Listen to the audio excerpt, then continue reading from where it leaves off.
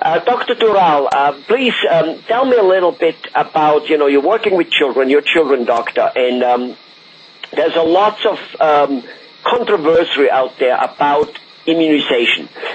Some people, even some professionals, say that there's too much immunization going on, the children getting too many in one shot. Other ones say it's not necessary. Some people say it is very necessary. Why don't you shed some light on? Tell us about immunization just as a big, is it a good thing? Is it not a good thing? Does it have lots of drawbacks? Tell us. Okay. Immunizations are a good way of acquiring active immune strength against germs, specific germs.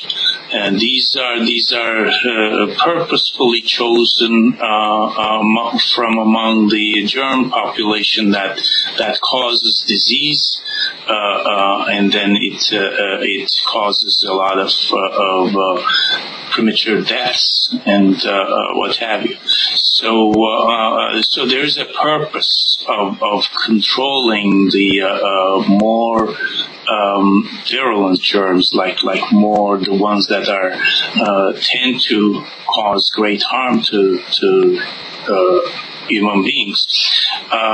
So with that, these immunizations are being developed to protect us from diseases. And another way we do treat diseases is antibiotics. Those are passive ways of helping one to recover from an illness. Right. And it has to be after one gets infected. Right. Right now we're talking about the preventive immunization. So would you say, right. So basically all that mumbo jumbo going on there, do you think that the immunization which currently are on the schedule of giving to a child is much better than not giving it to them? That's exactly right. Because most of those germs cause great harm. And then when we don't do immunizations, then the implications are severe. We recently, there was a national shortage of Haemophilus influenza vaccine, and we skipped the booster doses for infants. And then this Haemophilus influenza used to cause 4,000 to 5,000 infant deaths in the United States before 1990. And then there was no deaths from this germ between 1990 and 2005. And then when we stopped the booster shots because there was national shortage of the vaccine, right. There was one death in Minnesota.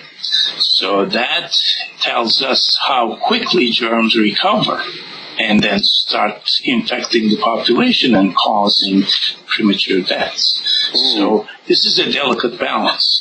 We have to do a great deal of education, and then we have to do a great deal of effort to maintain good immunization rates to ensure the well-being of the U.S. population. Got it.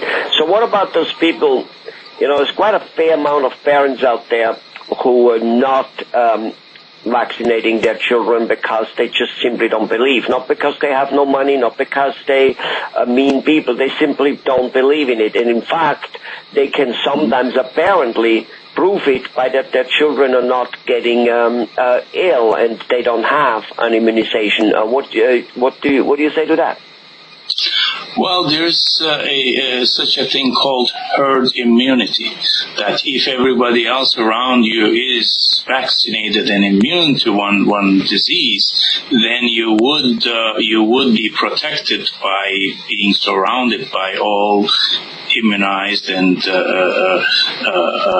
people who would not give you the infection. So that's an easy way of getting protected by relying on others doing their share. I see. Problem. So basically, if everybody on the street drives very, very well, sometimes you can make a mistake because there's other people are so cautious they kind of get out of your way even though you messed up. Exactly. Yeah. So your defensive driving would save some other careless drivers an accident because they would compensate for it. Got it. Well, that's an interesting viewpoint and probably a very, very important viewpoint to have. Well, Dr. Tural, so basically the message to your listeners is you do what the medical association or what your pediatrician tells you when it comes to immunization. You otherwise will put your child at risk. That's your message. Exactly. I do caution them and advise them to I don't say that they shouldn't read or follow the vaccine bashers websites and what have you, but they should always cross-reference by reading unbiased views of the vaccination efforts so that they get both informed on both sides of the issue. Very good advice. So don't stay away from looking at both informations and then make up your mind. And you believe there's enough evidence out there that the average, normal, well-thinking, well-meaning parents will say, you know what? As you just said, no children died for about 5-6 years, where before quite a bunch of them died. 15 years, yes. 15 years, and then all of a sudden when you guys stopped because there was a shortage, again, there was an infant death. There was an infant death, and so it kind of creeps through, and germs are not dead forever. They keep coming. There's different ones, because I'm sure the vaccines, they change and adapt itself to what's currently going on. Right. And et cetera. So basically, doing it is a lot better, and that's just all there is to it. Thank you very much. I appreciate your candidness, Dr. Tural. Bye-bye. Bye.